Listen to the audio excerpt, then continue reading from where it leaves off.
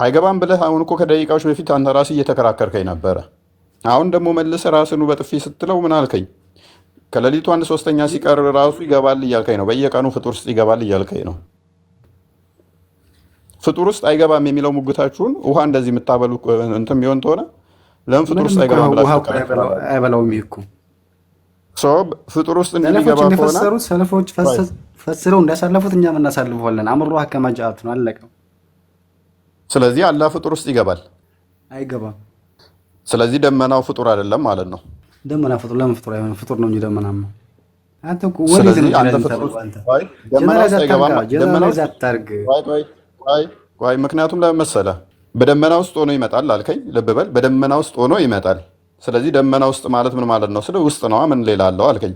ስለዚህ ደመና ከቦት ይመጣል ማለት ነው። እየሰማኸኝ ነው? መቼም ይሁን ከሱ በኋላ ከላይ ይሁን መልቂያማ አይታወቅም። እየገባህ ነው? መቼም ይሁን ሰው ወደዚህ በሚመጣበት ሰዓት ፍጥረት ውስጥ ነው የሚገባው።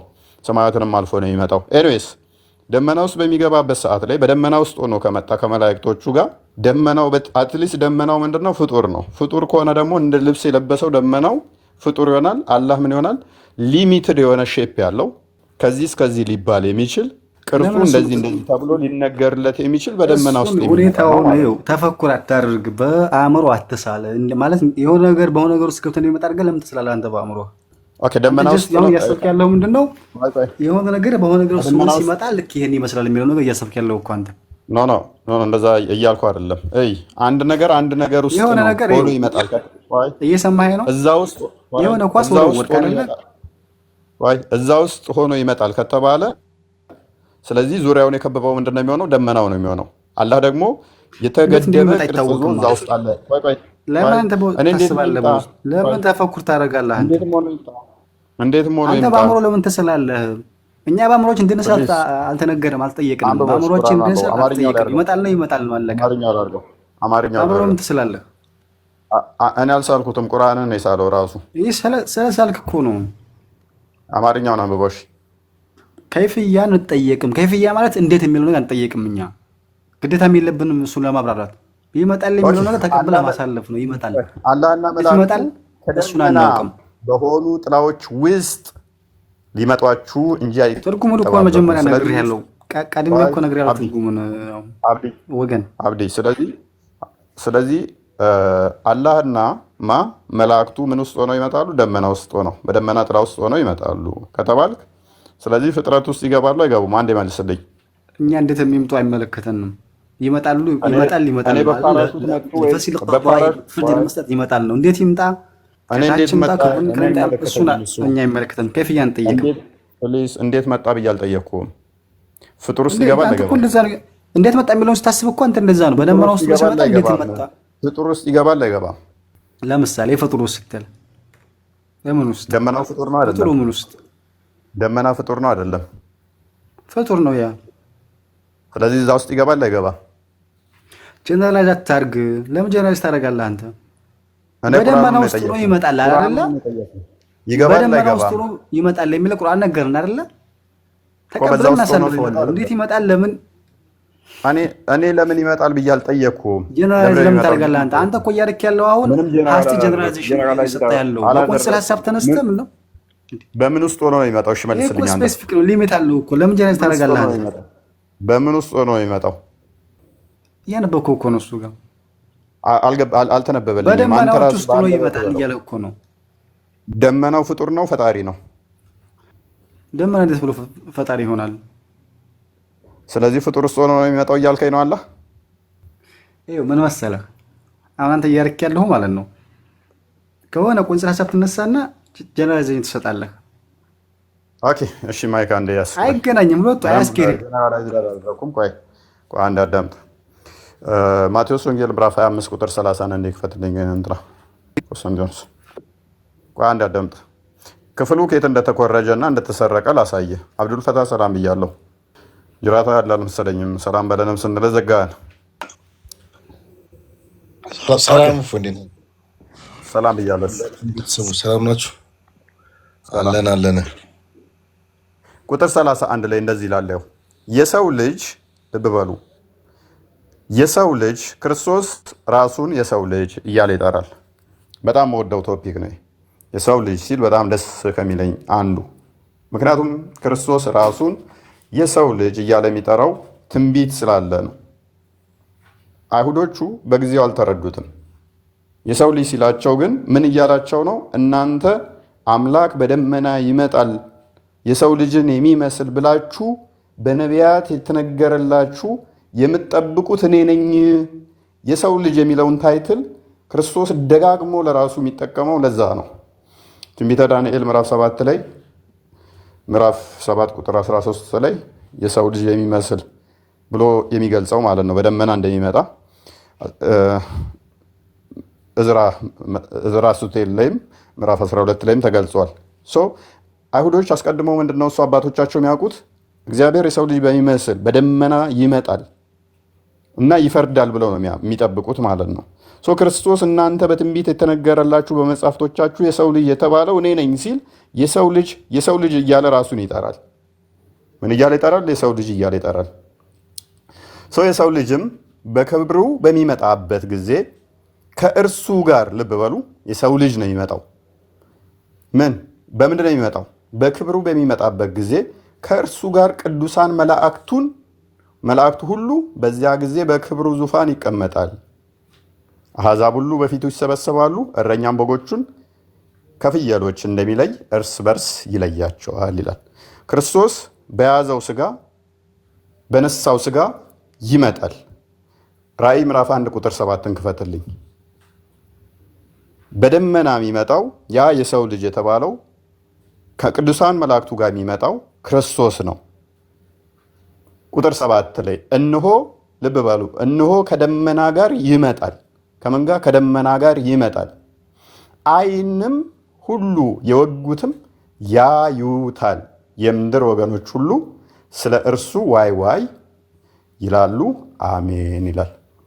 አዎና አሜን። ልብ በሉ ክርስቶስ ያ የተወጋውን ያንኑ ግሎሪፋይድ የሆነ ቦዲ ይዞ ነው የሚመጣው። ለዛም ነው የሚያዩት። መለኮት በባህሪው የሚታይ አይደለም። አብ አይታይም፣ መንፈስ ቅዱስ አይታይም፣ ወልድም በመለኮታዊ ባህሪው አይታይም። በነሳው ስጋ ሲመጣ ግን በደመና ያዩታል። ልብ በሉ የሚያዩት ስጋን ስለተዋሃደ ነው። በመለኮታዊ ባህሪው ግን ማንም ሊያዩ አይችልም። ማንም አላየውም፣ ወደፊትም አይታይም። የፍጡር አይን ፈጣሪን ካፕቸር አድርጎ እንዲህ ነው እንዲያ ነው ሊል አይችልም።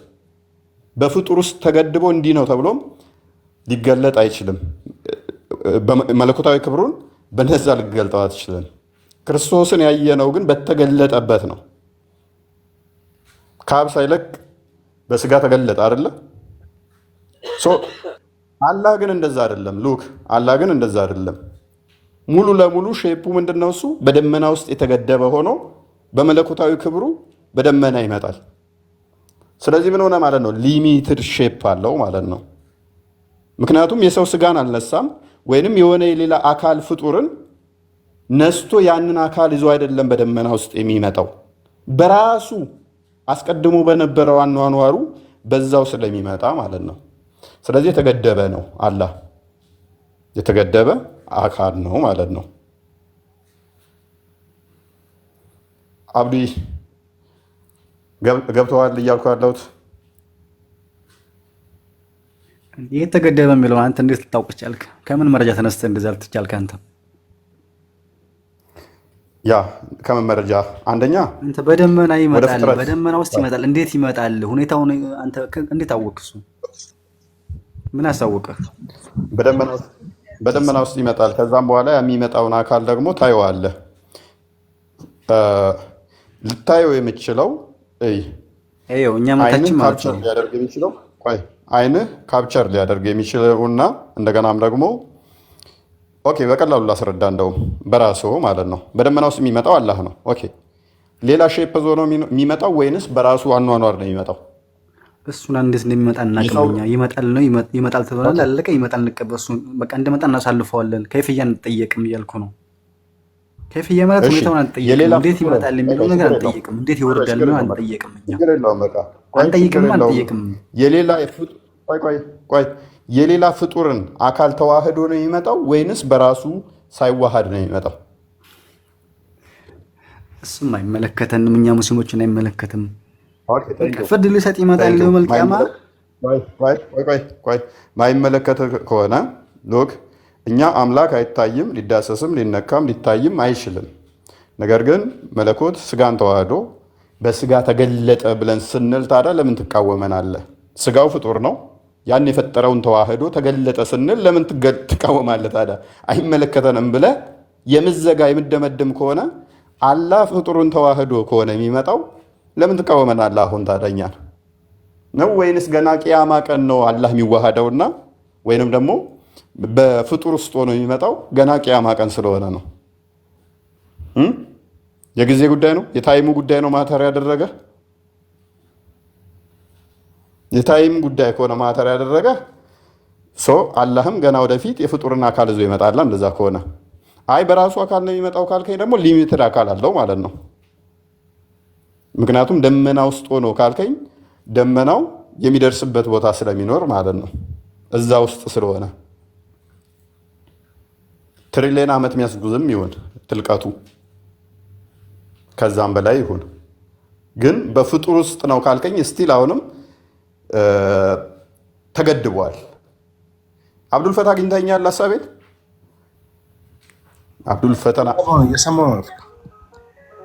ሀሳባችን ገብተዋል። የዚህን ጽንሰ ሀሳብ ገብተዋል። ሬድ የኔ ምናምን ሬድ የኔ ይሰማል? ሬድ የኔ ኦኬ አለው እኔ ረዳ ነው። ጀማል ወየ ፎየ ደህና ውለሃል? ሰላም ነው? እንዴት ነው? አላህን ይመስገነው። ሁሉ ሰላም፣ ሁሉ ተማም፣ ሁሉ አማን። እሰይ ወንድምዬ። ባለቤትን አስጠምቃል? አብረን አይደለንም። ኦኬ እሺ። ለጊዜው ያው አብረን አይደለንም፣ ይስተካከላል። እሺ በርቅ ፈጽሙ። ማስጠመቅ አለብን። አንተ ቀመስከውን ያገኘኸውን ብርሃን እሷን ማግኘት አለባት። እሺ እስኪ እናንተም ጸሎት አትርሱን። እሺ በርታ። እሺ ወንድምዬ። ረዳ ይሰማል? ረዳ አብዲ የተሻለ ሀሳብ ካገኘህ መቀጠል ትችላለህ። ረዳ ላስወጣ ነው። ኦኬ ሴናፍ እንዴት ነሽ? ሰላም ነው? ሁሉ ሰላም አለን። ትይዋለሽ እዚህ ላይ? አዎ። እሺ ቀጥይ። ምትይን አለው እዚህ ላይ ያው የምለው ያው አላህ ዳመና ለብሶ ይወርዳል በሚለው ያው እኛም እንደዚህ ነው አስተምሮቱን እየተማርነው ዳመና ለብሶ ይወርዳል በሚለው ማለት ነው። ኦኬ እሱን ግልጽ ብታደርግልኝ ማለት ብታነብልኝ ትሻለ። ያ ምንድነው እሱ? ደመናው ፍጡር ከሆነ አላህ ደግሞ ፍጡር ውስጥ የሚገባ ከሆነ ልብ በይ፣ ደመናው ፍጡር ከሆነ ያ ደግሞ ፈጣሪ የተባለው አካል እዛ ውስጥ የሚገባ ከሆነ ቅርጹ የተገደበ ነው ማለት ነው። የተገደበ ምንድነው በአማርኛ? የሆነ ሊሚትድ የሆነ ቅርጹ ከዚህ እስከዚህ ተብሎ ሊነገርለት የሚችል ማለት ነው። ያ እንደዛ ተብሎ የሚነገርለት ከሆነ ደግሞ የሆነ ዳይሜንሽን እና የሆነ ሄቱ እንደዚህ ወርዱ እንደዚህ ተብሎ ይነገርለታል ማለት ነው። ዙሪያውን ደግሞ ፍጡር ከሆነ አላህ ፍጥረት ውስጥ ይገባል ማለት ነው። ያ ከሆነ ደግሞ አላህ ወደ ግዑዝ ነው ማለት ነው። ግዑዝ አካል ነው። ግዑዝ ቦዲ ያለው ነው። የሆነ ቦዲ የሚዳሰስ የሚነካ ያለው ፎርሙ ደግሞ እንዲህ ተብሎ ሊነገርለት የሚችል ነው። አሁን ላይ አላህ ፍጡር ውስጥ አይገባም ምናምን ብለው ቢፎክሩም በቃላቸው እንደዛ ቢናገሩም የቁርአኑ አስተምሮ ግን ኢስላሚክ ሶርሶችን ስንመለከት ግን አላህ ፍጥረት ውስጥ እንደሚገባ ደጋግሞ እናገኘዋለን። ፕላስ ደግሞ ፍጥረት ውስጥ መግባት ብቻ ሳይሆን ሰዎች የሚያዩት ከሆነ አይናችን ፈጣሪ ማየት የሚችል ከሆነ ልብ በይ፣ ለምሳሌ ብርሃን፣ በጣም ኃይለኛ ብርሃን ውስጥ ብርሃንን መልሰን ማየት አንችልም። እንዴት ልግለጽልሽ መሰለሽ? ብርሃን ውስጥ ብርሃንን ማየት አትችይም። በጣም ኃይለኛ ብርሃን ውስጥ ላይተር ብታበሪ ላይተሩ ብርሃን ይታያል። ምክንያቱም ላይተሩ ከዛኛው ብርሃን ስለማይበልጥ አይደለ? በጣም ኃይለኛ ብርሃን ውስጥ ላይተር ብታበሪ ምንም የላይተሯ ብርሃን ኢፌክት አታመጣም እዛ ላይ። ፈጣሪ ደግሞ ብርሃን ነው ብላችሁ ታምናላችሁ። ያ ብርሃን የሆነው እሱን የሚገልጥ ሌላ ብርሃን አይኖርም። ልብ በይ። ለምሳሌ ጨረቃ በዩ፣ ፀሐይ በዩ ከፈጣሪ ብርሃንነት እነሱ ሊበልጡ አይችሉም። ካልበለጡ ደግሞ ልብ በይ፣ እነሱ ካልበለጡ እነሱን እንደውም የሚያጠፋቸው ነው የሚሆነው ማለት ነው። እነሱ የሚያጠፋቸው ከሆነ ደግሞ የእኛ አይን ራሱ ሊሚቴሽን አለበት። ብርሃንን ይዞ እይታን ለመግለጽ የራሱ የሆነ እንትን አለው ማለት ነው። ከዚህ እስከዚህ ነው እንደዚህ ነው የምትዩ አይንሽ ማየት የሚችለው በምን አይነት ሲሆን ነው? ፍጡር ሲሆን ነው። አላህ ግን ፍጥረት ውስጥ ገብቶ ደመናው ከዚህ እስከዚህ አላህ እስከዚህ ብለሽ የምትገልጪው ከሆነ ብርሃንነቱም ራሱ ከምን ፀሐይ ስገልጠው፣ ምክንያቱም ፍጥረቱ ነው ከኋላ ዙሪያውን የከበበው ደመና መኖሩን ለማወቅ ራሱ የፀሐይ ብርሃን ደመናውን ሊያሳይሽ ይገባል። አላህ መሀል ሲሆን ማለት ነው፣ ውስጥ ሲሆን። አንቺ ደግሞ ልታቂው ልትለይው ምቺው አይንሽ ማየት ሲችል ብቻ ነው። አይንሽ አይቶ ይሄ እንዲህ ነው የምትይው ከሆነ ያ ፈጣሪ ሊሆን አይችልም ማለት ነው። የአንቺ አይቶ ገደብሹ። በቃ ሜቢ አግኝተሽኝ ከሆነ ከዚህ እስከዚህ ነው እንደዚህ ነው ብለሽ ገደብሹ ማለት ነው። ኮንሰፕቱ ገብቶሻል? አዎ ገብቶኛል። እንደኛ ግን ይኸውልሽ ፈጣሪ እንደኛ ኦኬ፣ እሺ ቀጥይ። ያው እስልምና አስተምሮት ላይ እንደሚለው አላህ ፈጣሪ ከሆነ ማለት ኢሳ ወርዶ 20 ዓመት ይገዛል ይላል። 20 ዓመት ይገዛል ወርዶ 40 ዓመት አካባቢ ሊያሳስት ይችላል። ኦኬ፣ እሺ ምንድን ነው ያልሽኝ? እንዴት ሰዎች ሊያሳስት ይችላል? አዎ ኢሳ ይወርዳል ለ20 ዓመት ይገዛል አለ አላህ። እሱ ፈጣሪ ከሆነ ኢሳ ለምን ይወርዳል የሚለው ማለት ሀሳቡ ግልጽ ቢሆንልኝ። ያ እንደ እስልምናው እንግዲህ መጥቶ ገና ምድር ላይ ገዝቶ እንትን 40 ዓመት መሰለኝ 20 ዓመት አይደል ነው የሚገዛበት። እንግዲህ 40 ዓመት ያህል ይቆያል በምድር ላይ። የሚገዛው 20 ዓመት ነው። እሱን አምኖሹ 40 ዓመት ያህል እንደሚኖር ነገር እንደዛ ነው ማውቀው ታሪኩን። ግን የሚገዛው ስንት ዓመት እንደሆነ እንትን ባለም ከዛ መስቀልን ይሰብራል። ስንት መስቀል እንደሚሰብር ባላቅም እንግዲህ አንገታችን ላይ ያለው መስቀል እየመጣ ይሰብራል ብለው ነው መስቀል ይሰብራል ካሉን እንግዲህ አንገታችን ላይ ያለው መስቀል እየመጣ ክርስቶስ አይደለም ኢሳ ነው የእነሱ ኢሳ ሐሰተኛው መሲህ ነው ይመጣል ብለን የምንጠብቀው ካሁን በኋላ እንደ ክርስትና እንደ ሙስሊሞች ደግሞ ኢሳ ይመጣል። ከዛ መስቀል ይሰብራል። ከዛ ደግሞ አሳማ ይገላል። አሳማን ደግሞ አስቡ ጫካ እየሄደ አዳኝ ነው የሚሆነው። አዳኝ ይሆንና አሳማ ይገላል። እነዚህ አይነት ተረት ያለበት ነው እስልምና ውስጥ ባይዘ አሳማ ይገልና ከዛ በኋላስ ጦር እንደ ደጃልን ይገላል፣ አሳማን ይገላል፣ መስቀል ይሰብራል፣ ከዛ ጂዚያን ያስቀራል የሚል ተረቶች ያሉበት ነው። ነገር ግን እንደ ክርስትናው ከሆነ ጥያቄሽ ክርስትና ላይ ኢየሱስ ክርስቶስ ዳግም የሚመጣው አሁን እንዳየሹ በደመና ይመጣል፣ ከቅዱሳን መላእክት ጋር ይመጣል። ሲመጣ ግን ለፍርድ ነው የሚመጣው። ልብ በይ፣ ለፍርድ ይመጣል። መልካም ያደረጉትን በቀኙ ያቆማቸዋል፣ መልካም ያላደረጉትን ደግሞ በግራ ያቆማቸዋል። ማቴዎስ ወንጌል ምዕራፍ 25 ላይ እንደሚናገረው ቁጥር 31 ጀምሮ ማለት ነው። እንደ ክርስትናው ለፍርድ ነው የሚመጣው። ግን አንድ የሚመጣ አለ፣ ሐሰተኛ መሲህ፣ ሐሰተኛው ነብይ ይመጣል። እኔ ክርስቶስ ነኝ ብሎ ሐሰተኛው ይመጣል። ሙስሊሞች የሚጠብቁት እሱን ነው። ያንን ሐሰተኛውን ኢየሱስ ትንቢት የተነገረለትን እሱን ነው የሚጠብቁት። እንደኛ ግን ክርስቶስ በግልጽ በደመና ይመጣል። ሲመጣ ግን የወጉትን ሁሉ ምልክት እሱን እያሳየ ይመጣል። ሲመጣስ ለፍርድ ነው የሚመጣው። ነጥብሽን ካገኘሁት ያ አምላክ በስጋ የተገለጠ ስለሆነ ልብ በሉ፣ በስጋ የተገለጠ ስለሆነ ሲመጣም ያዩታል፣ የወጉት ሁሉ ያዩታል። ሙስሊሞች በጣም ለዘመናት ሞክ የሚያደርጉት እንዴት አምላክ በስጋ መገለጥ አስፈለገው፣ እንዴት ፍጥረት ውስጥ ገባ ምናምን የሚሉ ትችቶችን ይሰነዝራሉ። አይ አሁን አይደለም ቢሉን እንኳን በቂያማ ቀን አላህ ደግሞ ፍጥረት ውስጥ ይገባል። ሎክ ፍጥረት ውስጥ ይገባል። የኛ በስጋ ተገለጠ ስንል መገለጥ መታየት የቻለው በስጋው ነው። በያዘው በነሳው ስጋ መታየት ተችሏል ማለት ነው እንጂ አምላክን ሉክ ኢየሱስን ራሱ ወልድን ማለት ነው ወልድን አስቀድመው ስግው ቃል ከመሆኑ በፊት ስጋን ከመያዙ በፊት የነበረው ቃል በመለኮትነቱ ማንም ሊያየው አይችልም። ማንም አላየውም፣ ወደፊትም አይታይም። በመለኮታዊ ግርማው ማንም ሊያየው አይችልም። በያዘው ስጋ ነው የታየው። በነሳው ስግው ቃል በዛ ነው የሚታየው እንጂ አብ እንደዚህ ነው ተብሎ ማንም ሊነገርለት ማንም ሊያየውም አይችልም። ፍጥረት ፈጣሪን ከዚህ እንደዚህ ብሎ የሆነ ዳይሜንሽን ሰርቶ ሊያየው አይችልም። ለዚህ ነው አንደኛ ጢሞቴዎስ ምዕራፍ 6 ላይ አንዴ ክፈትልኝ።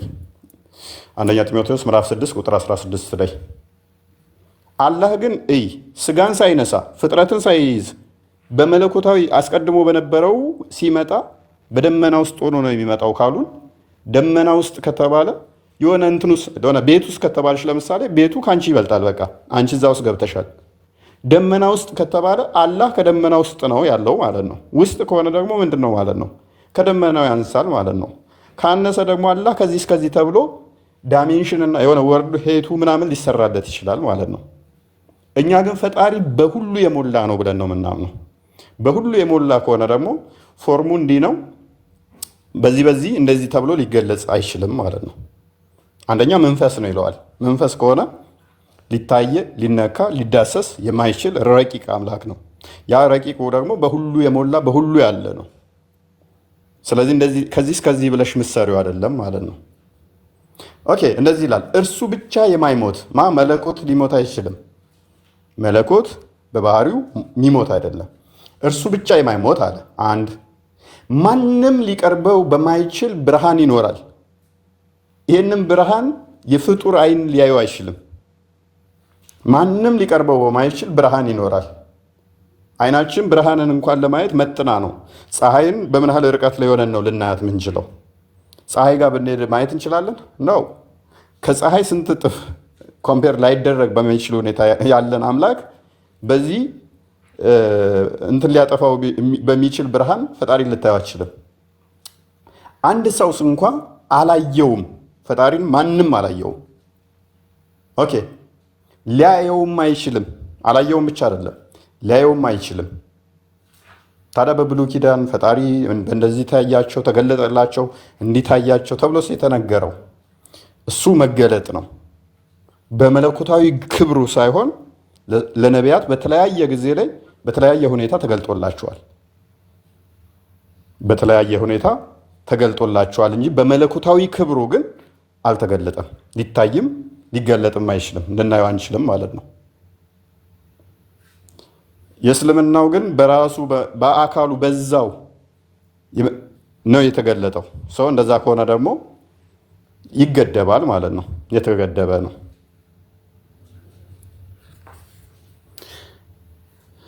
እሺ ሜቢ ይሰማለሁ። ይመረማ ጥሩ ነው። ቆንጆ ነው። ኦኬ ሙስሊሞች ምን ትላላችሁ? ምነው ዛሬ ዝም አላችሁ? ነው እንጂ መልሱልን። ኧረ ተው መልሱልን።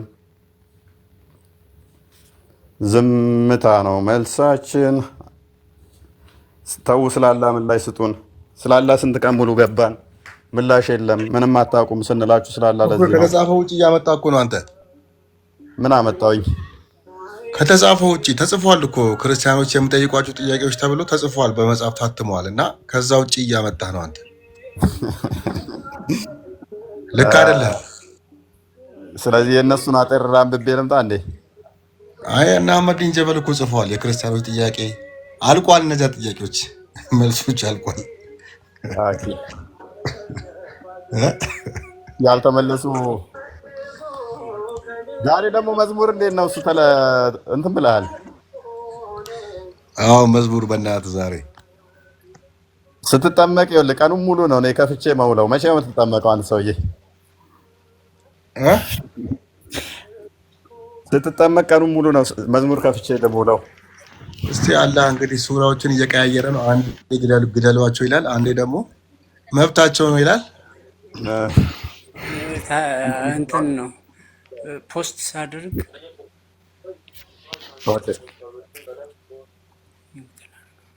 ምን አልከኝ ጀማል? እዚህ እንትን ሚት ሳላደርገው ወሬ ይዤ ነው፣ ይቅርታ። ኦኬ እሺ፣ ችግር የለም። እና አብዱል ፈተናም ያው ጠይቅልኝ እስኪ እፎይ፣ መቼ ነው የሚጠመቀው የልጅ? የኔም ጥያቄ ነው፣ ጠይቅልኝ እስኪ። ያው ጀማል ጎትጉቶ ያስጠምቅልናል። ካልሆነ ጀማል እንድትጠመቀ ያለውን ትነግረዋለህ። ደስታውን ንገረው እስቲ ጀማል፣ ከተጠመቁ በኋላ ያለውን እናነሳሳ እንዴ። አዎ ሰላም ነው። ያው ተዋህዶ ህይወት ነው። ምንም ወደ ኋላ የሚያስመለክት ነገር የለውም። እንዲያውም ዛሬ ለሙስሊሞች ይቅርታም ልጠይቅ ሁሉ እፈልጋለሁ። ለምን መሰለህ? አንዳንዴ በጣም እናደድና ያሳለፈው ጊዜ ቁርአን ላይ ምናምን ቀድጃለሁ የሆነ ነገር እሱ ስህተት ነው። የሚናቅም ከሆነ የሆነ ነገር ንቀህ ትተዋለህ እንጂ መራከሱ አላስፈላጊ ይሆናል እና ወደ ተሻለ ነገር ነው እኔ የሄድኩት። ይሄን ሁሉም ሰው ሊያውቅ ይገባል። የተሻለን ነገር የሚይዝ ሰው ደግሞ የለቀቀውን ነገር በዛ ደረጃ መርገጥ የለበትም። ንዴት ግን አለ ማለት ነው። በጣም ውስጤ ላይ ፊቴም ላይ ይነበብ ነበር አልፎ ሳየው። ከዛ ውጭ ያለው እንግዲህ ተዋህዶ ህይወት ነው። ምንም እንትን የለው ወሰን የለው። ይረብሽ ነበር መሰለኝ ያሳለፍክበት ላይፍ ምናምን ነገር እስልምና ውስጥ በዛ መጠን መቆየት ይረብሻል መሰለኝ። በጣም በጣም እፎይ ምንም ቃል አይገልጸውም ከቃል በላይ። ወይ ጀማል ሱረቱን ላም የላም ሱራ አንብበህ አልቅሳል እንዴ? አላለቀስኩም። ማልቀስ እንኳን ብዙም ወንድ ልጅ እኔ ቆጨኛል። የላሞች ሱራ፣ የከብቶች ሱራ፣ የምግብ ሱራ፣ የጉንዳን የግድግዳ ከፍታ ዙራ ምንድነው? የግድግዳ ከፍታ በጦርነት ስለሚገኙ ሀብቶች ሱራ፣ የጉንዳን አለ። ስለ ንብ አስቸጋሪ አለ። የጋኔኖችም አለ። የካሃዲዎች የሌሊት ጉዞ፣ ስለ ዋሻ፣ ስለ አንዲት ስለ አረብኛ ፊደሎች፣ ስለ ሀጅ ጉዞ አልቅሳል። እኔ በባህሬ እናደዳለሁ፣ ነዳዳም ነኝ እንጂ አልቅሳል። ግን ተራዊ ላይ አልቅሳል። እኔ የለም በፍጹም አይመቸኝም። የማይመቸኝን ነገር በፊትም ይሄ ነገር ግን ስህተት አለውል ነበር ማለት ተሐጁድ አልገባህም እንዴ አንተ? አልገባውም። ኧረ እባክህ እና ታዲያ ምኑ ነው የሚቆጭ? እኔ ስንት ያልቅሻለሁ እኮ እዛ ቄራ መስጊድ እንዴ። እናንተ ምንድን ነው የሚቆጭ? ይቆጫል እንጂ በጣም ብዙ ነገር ታጣለህ እኮ። እኛ እኮ አልቅሰናል እኮ ወንድም አልቅሰናል። ብቻ አስቸጋሪ ነው። አንዳንድ ጊዜ ሁሉም ቢናገሩት ሆድ ባዶ ይቀራል ይሆናል ነው እንጂ። ለማንኛውም እኔ እፎይ ዘግይቻለሁ ራሱ ወደዚህ ፕላትፎርም። እዚህ በፊት ይገርማል አብዱል ፈታህ ነው የሚል አይደል? አብዱል ፈተና ያ አብዱል ፈተና ያ የፈተና ባሪያ ስለሆንኩ ነው። የፈተና ባሪያ አላህ ሽልማት የለውም ፈተና እንጂ። ለዛ ነው አሁን አንድ መልእክት አስተላልፍለት ጀማል ና ወደ ልጅነት ለአብዱል ፈተና አብዱ ነው ለአብዱል ፈተና ወደ ዋናው ተመለስ ነው። ወደ ዋናው ብርሃን ተመለስ፣ አትዘግይ። ታይም ኢዝ ጎልድ። ጊዜ በጣም ወርቅ ነው። በቀልድ ጊዜውን አትጨርሰው ነው የምለው። አብዱዬ ወንድሜ አብዱል ተቀበል እንጂ ወጣ መሰለህ። አለው ሰላም ያለው እፎይ አለ። እሺ እናመሰግናለን ሁለታችሁንም። በሽር አጎቴ መጥቷል። አሁን አጎቴ ብዬ በጠራው ቁጥር ከስራ አጎቴ ቤት እንዳይለኝ ጥንቃቄ ስላለቀ ቅጽል ስም እኮ ነው፣ ችግር የለውም ለኔ። ለምንድን ነው አጎቴ ያልከው ግን? ፋዘሬ የሚጠራበት እንደዛ ነው። ትልቅ ሰው የስትሆን ዋዋ ክንዴ ምናምን ይወጣል አይደል? ቅጽል ስም። ኦኬ። ከዛ ፋዘሬ ቅጽል ስሙ እንደዛ አጎቴ በሽር ነው የሚባል። አህያ ድምፅ እየሰማው ነው። በቁርአን ላይ ከድምጾች ሁሉ አስከፊው ድምፅ የአህያ ድምፅ ነው ይላል። እንግዲህ ሌላ ግቢ ሆኖ ነው የሚጮህ ያለ የጮህ። እንግዲህ ምን ላድርገው? የሆነ ሰዓት ላይ ሆኖ ልክ እንደዚህ ውሻ ላይ ሰምተህ ውሻ እናንተ ቤት አለ ወይ ምናምን ብለኸኝ እንዲያውም የሆነ እንትን መስረጃ አምጣልኝ ምናምን ብለህ ነበር። አልተገናኘንም እንጂ አይ አህያ ሲጮህ ሴጣን አይቶ ነው። ስለዚህ አላህ እንዲያስጥላችሁ ምሕረትን ለምኑ ይላል። ዶሮ ሲጮህ ደግሞ መልአክ አይቶ ነው። እንዲባርካችሁ አላህን በረከት ለምኑት ነው፣ ጠይቁት ይላል። ታውቀዋለህ እና አዲስ? አይ አላውቀውም። ስለ አህያው ግን አዋሳ ሰምቻለሁ። አውዝ ቢላሂ ሚነሽ ሸይጣን ረጂም በሉ ይላል አህያ ሲጮህ። እንግዲህ አህያ ሴት አህያ ባየ ቁጥር ያናፋል፣ ሲጠግብማ አህያ ያናፋል። እንግዲህ ሴጣን እየመጣ ነው ብለህ አስሬ ከሴጣን አስጥለኝ እያልክ እንትን ስትል አስብ። ዶሮ ደግሞ ሁሌም ጠዋት ላይ ሊነጋጋ ሲል አኩኩሉ ይላል። መልአክ አይቶ ነው ብለህ አላህ ባርከኝ መልአክ አየ ብለህ ስትል ሴት ዶሮም ካየ ዶሮ ኧረ እፎይ አንድ ነገር ልንገር። እዚህ ጋር ሙስሊሞች ያው ስላላችሁ ድመት ስተኛ የሆነ የምታሰማው ድምፅ አለ እና ቁርአን ትቀራለች እኮ ተብለን እንሰማ ነበር። ቁርአን ሲቀራ የሰማ ሰው አጅር አለው፣ ሐሰናት አሉት። ማን ነው እንደዛ? ያው ለዚህ ጋር ተከፍቶልሃል በሽር አረብኛ እንትን ነው እንግሊዘኛው። The prophet said when you hear the crowing of roosters ask for Allah's blessing for the crowing of indicates ነው የሚለው ኦኬ that they have seen an angel። ዶሮ አኩኩሉ ሲል አላህ እንዲባርካችሁ ጠይቁ። ይሄ አኩኩሉ ማለቱ መልአክ ማየቱን የሚያሳይ ነው የሚጠቁም ነው ይላል። አገኘኝ። when you hear the braying of donkeys seek refuge with Allah from shaitan for the braying of indicate that they have seen a shaitan። አህያ ሲጮህ ደግሞ ምንድነው እሱ? አላህ እንዲያስጥላችሁ እንዲሸሽጋችሁ እንትን በሉ አላህን ምን በሉት እንዲገዛ አላህ እንዲሸሽጋችሁ ጠይቁ ነገር ያ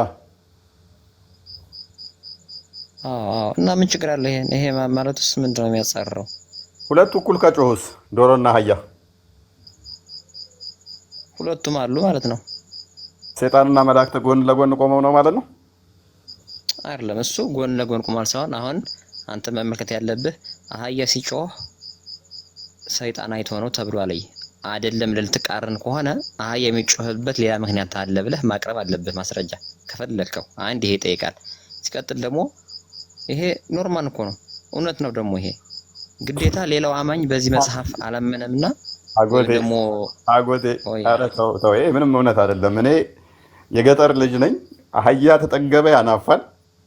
ሴት አህያ ካየም ባይጠግብ ራሱ ሴት አህያ ካየ አብሶ ይሄ ምንድነው ለአህያ እንትን ያለ ትዕቢተኛ ከሆነ በተለይም ያናፋል። በቃ ምንም ሴጣን አይቶ ሳይሆን አህያ አህያ ያናፋል። ኢቭን አንተ ራስህ የሆነ ድምፅ ካሰማኸው ሊያናፋ ይችላል እንትን ካልከው። ዶሮ ደግሞ ሁሌም ለሊት ላይ ሊነጋ ሲል ተቆጧ ለመውረድ ስትል ወጋገን ስታይ ትጮኻለች፣ አኩኩሉ ይላል። ሴት ዶሮም ካየ አኩኩሉ ይላል እንጂ ምንም መልአክ አይቶ ምንም ሴጣን አይቶ አይደለም። እና አስሬ ዶሮ ማረባ ከሆነ እኮ በየደቂቃው በቃ አላህ መልአክ መጣ እያልኩ እንትን ልል ማለት ነው። አህያ ካሉኝ ደግሞ አህያዎች እንትን ምን ከሆነ 10 ጊዜ ዶሮ ካሌለኝና አህያ ከሆነ ሴጣን መጣ እያልኩ ኮሽታ ውስጥ ልገባ ማለት ነው። አስጥለኝ እያልኩ ልሳቀቅ ማለት ነው። ኧረ የተረተረት ነው። እፎይ ቢፈለግ እኮ አህያ ጭነት ሲከብደው የሚፈሳው ነገር አለ። ሐዲስ ላይ እኮ ቢፈለግ አይጠፋም የሆነ ነገር ግማቱ አለ። የአህያው ባይሆን የሰው ግማት የሰው ሊፈስ ግማትን ታውቃለህ? የሰው ግማት ፈሱ ለምን እንደሚገማ ተጠይቆ ሴጣን ሆድ ውስጥ ገብቶ አዳም ውስጥ ያን የገባ ጊዜ ሆድ ውስጥ ስለቆየ ነው ፈስ የሚገማው አለ ነብዩ ተጠይቆ። መልስ እኮ ያጣም ነው። ኤኒዌይስ ወደ ዛሬ ቶፒካችን እንመለስ። ሽፍቶን ወደ ዛሬ ቶፒካችን ሰምተው ነበር አጎቴ? አልሰማሁትም። አጋጣሚ እንትን ስል ነው አንተ ሸር የተደረገልኝ የዛ ገባው መጣ። የዛሬ ቶፒኬ ብዙም ለአንተም ይሆናል መሰለኝም። እስቲ ቆይ ለማንኛውም እስቲ ልሞክር። አላህ ፍጥረት ውስጥ ይገባል ብለህ ታምናለህ? አላህ ፍጥረት ውስጥ ይገባል? አላህ ፍጡራን ውስጥ አይገባም። ፍጡራን ውስጥ አይገባም? አዎ አልቀኒዩ ዓለም ብሏል። ከፍጡራን ምን አልፈልግም ብሏል በቁርአን። አልፈልግም ማለትና አይገባል ወይ ነው እኮ። አይገባም ያልኩህ እኮ ነውና ምንም ፍጥራትን ፍጡርና ፈጣሪ ብቻ ሁለት ነው። ሌላ ሶስተኛ ምንም ነገር የለም።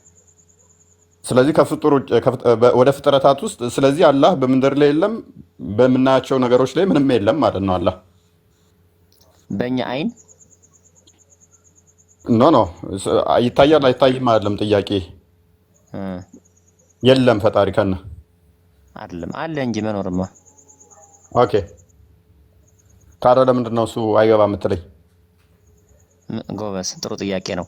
ምክንያቱም ፍጡር የተባለ በሙሉ እሱ ራሱ የሰራው ነው። ጅማሮ አለው። ለመኖር ካለመኖር ወደ መኖር የመጣ ነው። እኛ ምንም ነገር ሁሉ ነገር ማለት ነው። ፈጣሪ ግን ጅማሬ የለውም። ምንም ነገር ሳይኖር ምንም ነገር ሳይፈጠር ነበረ። ከየት ነው እንዴት ነው የሚለው የኛ አእምሮ ሊደርስበት አይችልም። ይሄ ማን አስጀመረው ጀመረ የሚለው ሳይሆን አለ የለም ነው ጥያቄ። ነገር እኮ ፈጣሪ አለ። የሱ መኖር ግን በሁሉ ቦታ አለ። በሁሉ ቦታ አለ።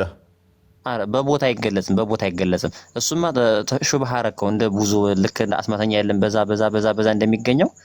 እሺ ልክ እሱ በሱ ሊገመት አይችልም። እሺ ምን ብለን ዓለምን በቦታም አለ ቦታም አለ። ፈጣሪ አለ ግን ያለ ቦታ ነው። ቦታ ማለት ስፔስ ነው እንግዲህ ጠቅላላ ሰማይ ምንም ሁሉ ጠቅላላ ለመሬት ብቻ ሳይሆን በቦታ ሳለ አላህ በቦታ አይገለጽም። ያለ ቦታ ነው ያለው እኮ አልኩህ። ያለ ቦታ ነው ያለው እሱ which means በምድር ላይ የለም።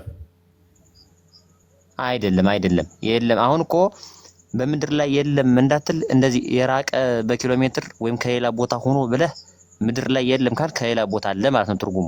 እንደዛ እንትን ስትለው ይሄ ኢንሻአላህ ምንድነው? አላህማ ያዩ ፈጣሪ ነው። ምድርም ሳትኖር እንደነበረው አሁንም እንደዛው እንዳለ ነው እኮ። ያ ፈጣሪ ነው ያልከው በሁሉ የሞላ ነው ወይንስ አይደለም? የሞላ ማለት እንደዚህ ሰርጾ የሚገባ ነገር በሁሉ ቦታ ልታገኘው የምትችለው በየትኛውም ቦታ ላይ ከቦታም ውጪ ልታገኘው የምትችለው። አሁን ፈጣሪ ይኸው አሁን እኮ ማግኘት አሁን እንደ አካል ሆኖ ወይም ደግሞ እንደ ለኛ አይናችን ያልታየ መንፈሳዊ ነገር ሆኖ ልታገኘው ልታጣው የሚችል አይደለም። በእነዚህ ቃላት ራሱ አይገለጥም ፈጣሪ። ስለዚህ ያንተ አላህ ምንድነው? እሺ ያንተ አላህ ምንድነው ታዲያ? እሺ የኔ አላህማ ምንም ነገር ሳይኖር እንደነበረው አሁንም ያለው እሱ ነው። በቃ እኮ ምንድነው? ፈጣሪ ነው። ስለዚህ በምንም አልተገለጠም፣ ምንም የለም። ምንም የለም አይደለም አልተገልጿል እንጂ ቃሉን ልኮልናል እኮ። ወደ ቀኝ ይኖራል። ወደ ቀኝ ማለት እጄን ብዘረጋና ወደ ቀኝ ባሳይ ይኖራል አላህ በዛ። አሁን እንኳን ቀኝ ስትል እኮ ከስድስቱ አቅጣጫ አንድ እየገለጽክልን ያለ ይሄንን እሱን አይጠቀሙም።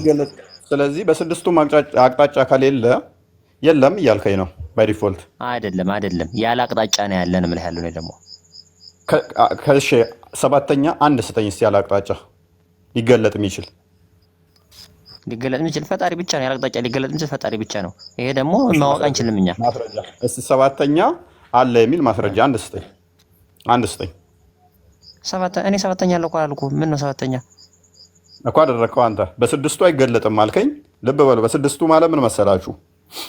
ወደፊት የለም አለ። ቀጥ ብላችሁ ቆሙ። ቀጥ ብላችሁ ስትቆሙ ወደፊት የሚታያችሁ አለ፣ ከጀርባችሁ አለ፣ ወደ ታች አለ፣ ጭንቅላታችሁ አለ፣ ወደ ግራችሁ አለ፣ ወደ ቀኛችሁ አለ። በዚህ በየትኛውም ብትሄዱ የለም ነው እያለን ያለው። በእነኚህ ዳይሬክሽን አይደለም ነው ያልኩህ። አይደለም የለም አላልኩም እኔ። በእነኚህ ዳይሬክሽን አይገለጽምና አይ አሁን እኮ እዚህ ልዩነቱ አይገለጽምና የለም ትርጉም አለው፣ ይለያያል እኮ። እሺ አላህ በደመና ውስጥ ይገባል? ደመና እኮ አንዱ ከፍጡራን ውስጥ ነው እየነገርኩህ አይደል? እሺ ይሄንን ክፍል አመበልን። እሺ ዛሬ አሁን ካንተ ጋር እንግባባም ያልኩት ለዚህ ነው ቶፒኩ። እሺ ብዙ ያጨቃጭቀናል። ይሁን አረብኛውን አድርግለት።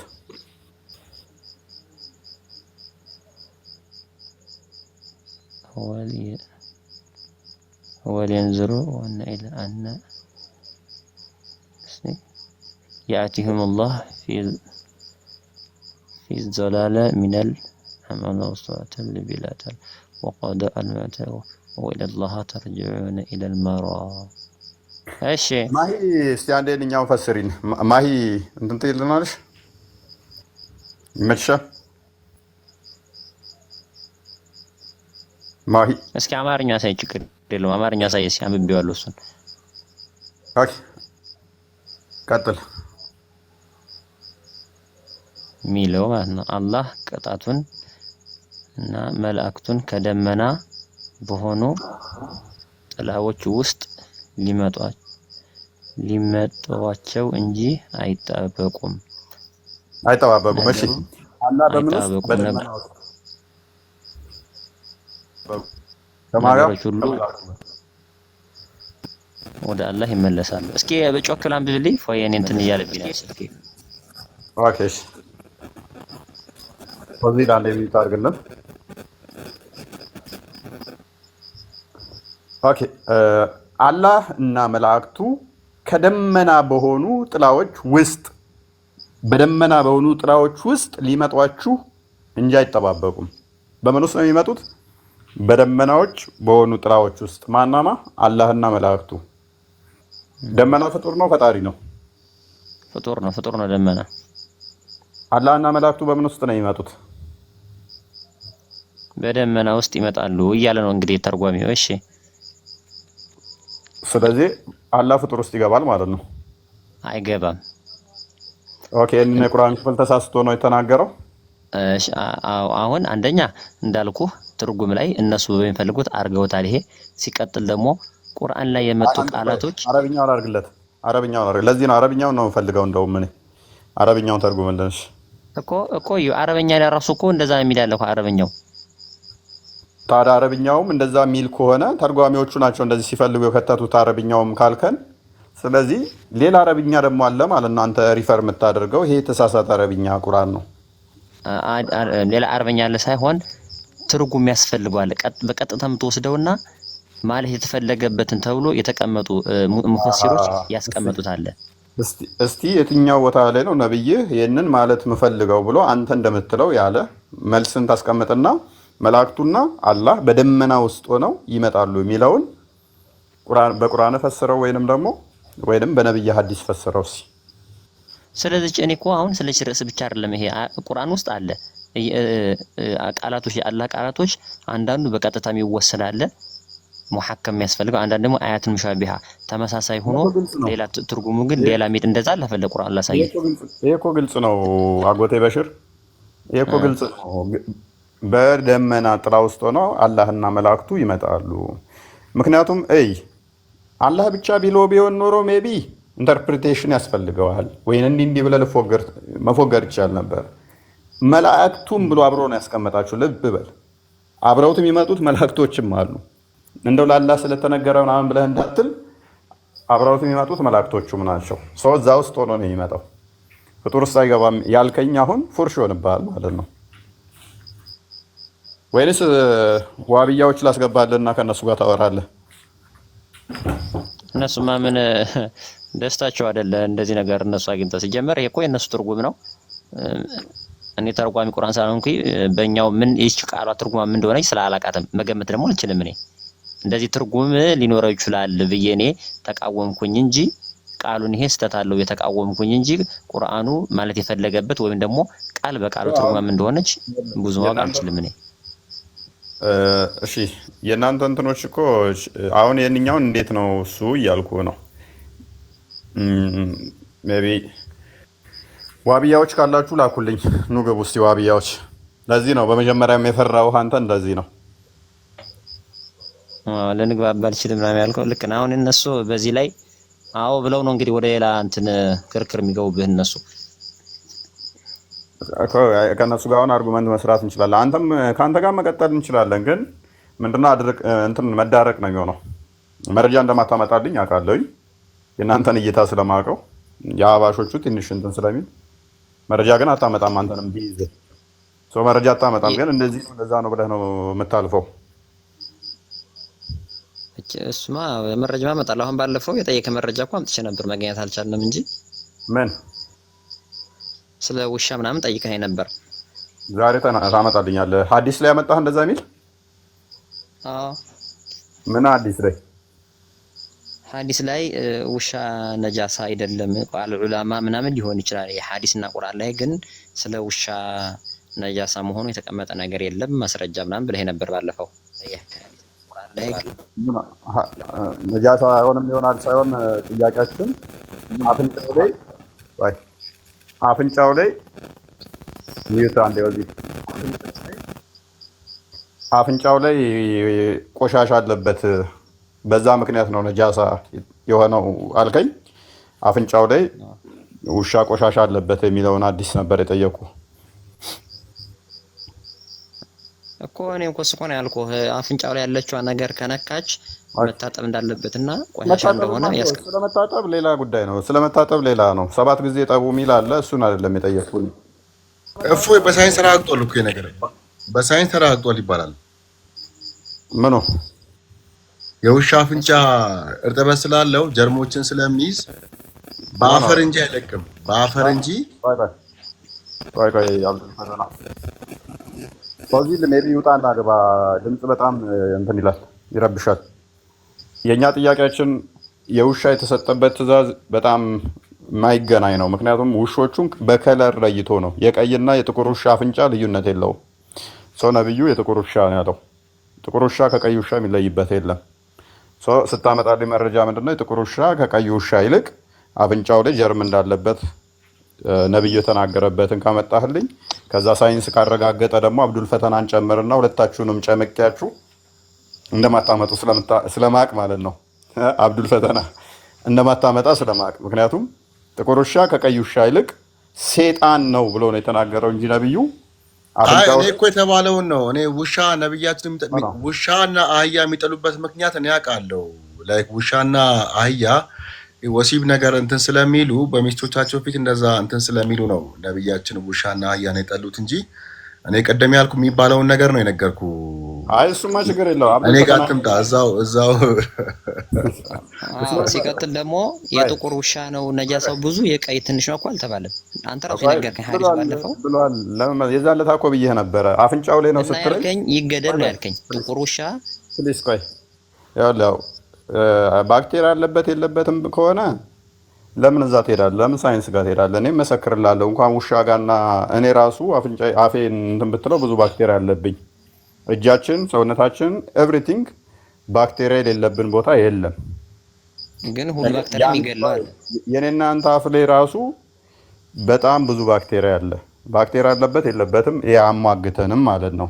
ነገር ግን ነብይህ ለይቶ ጥቁር ውሻ በመጀመሪያ ዘወል ውሾች እንዲገደሉ አዋጅ አወጀ። ቀጣይ ደግሞ ዘሆል ጥቁር ውሾች እንዲገደሉ አዋጅ አወጀ። ቀጠልና ደግሞ አይናቸው ላይ ስፖት ያለባቸውን ግደሉ አለ።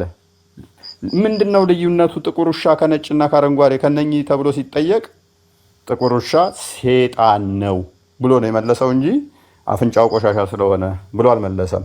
አንተ ልታመጣልኝ የፈለግከውን ሐዲስ ልንገርህ። ውሻ ከነካው ሳህንን 7 ጊዜ ጠቡ ምናምን የሚል ነው። እኔ እሱን ሁሉ ነው ማለት ነው። ለይቶ ግደሉ ያለበትን ትእዛዝ ሰጠው እኮ።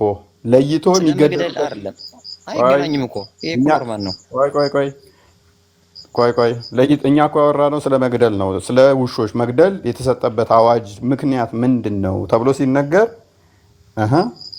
ሴጣን ስለሆነ ነው። ለምንድን ነው የሚገደሉት ብዬ ስጠይቅህ አይ እንደዚህ ስለሆነ ነው አልከኝ። ኖ ጥቁር ውሻን ከቀይ ውሻ ነጥሎ ተናግሯል ብዬ እንትን ብዬ ነበረ። አክቹዋሊ ቶፒካችን ውሻ አይደለም። በውሻ ቶፒክ ላይ ስንገባ እናወራበታለን። ያልኩት ውሸት ከሆነ ዲስፕሮቭ ማድረግ ትችላላችሁ። አይደለም አሁን ራሱን ያውን ከባለፈውና አሁን ብዙ ነገር እየተቀየረ እያየ ነው አንተ ላይ። ወደ ቶፒካችን እንመለስና ነብይ ያላለውን እኮ እያልከኝ ስለሆነ እኮ ነው። ለዛ ነው አሁን እኮ ራሱ ካወራናት ራሱ በጣም ብዙ ነገሮች ወደ ጎን ለመሸሽና እንትን እየሞከርክ ነው ያለ። እኔ ያን ያህል እውቀት የለኝም፣ ግን እሺ እየጠየቀኝ ቃል በቃልና ዛሬ ያመጣው ገደለበት ምክንያት ምንድነው? በቃ ሊያዝ በቃ እንደውም ላጫውተህ። ጥቁር ውሻን ገደለበት ምክንያት ምንድነው? እኮ እሱ እኔ ጥቁር ውሻ ይገደል ሰይጣን ብለዋል አልከኝ። ልጠይቅ እሺ ብሎ ከሆነ ልጠይቅ አልኩኝ። እሺ እኔ ደግሞ ስለ ጥቁር ውሻ ምናምን አይደለም ያከራከርን። ያኔ ውሻ ነጃሳ ነው ሚል አምጣልኝ ሐዲስ ቁርአን ላይ አልከኝ ራስህ። እንደዛም አይደለም፣ እንደዛም ሳይሆን የመጀመሪያ መነሻችን በውሻ ላይ ታወጀ ጄኖሳይድ የሚል ነበረ። ከዛ በኋላ ጥቁር ውሾች የሚገደሉበትን አስቀመጥኩኝ። ከዛ ውሻ አንተ ነጃሳ ስለሆነ ነው የሚገደሉት አልክ። ኦኬ ምንድነው ነጃሳው ስለ አፍንጫው ላይ ባክቴሪያዎች ስላሉ አልከኝ። በዛ ምክንያት ነው አልከኝ። ነው በዛ ምክንያት አይደለም፣ እኔ የሚገደልበትን ምክንያት ስለማውቀው። ከዛ እንደውም ነገርኩ ለ15 ቀን ያህል መገለጥ መጣልኛል ብሎ ተደብቆ ከዛ በኋላ በማግስቱ ዘወል ውሾች እንዲገደሉ አዋጅ እንዳወጀ መልስ የቀረብኝ መልአክ ቤቴ ውስጥ አይገባም ብሎ እንደሆነ ምናምን ነገር አንሳውልህ ማለት ነው።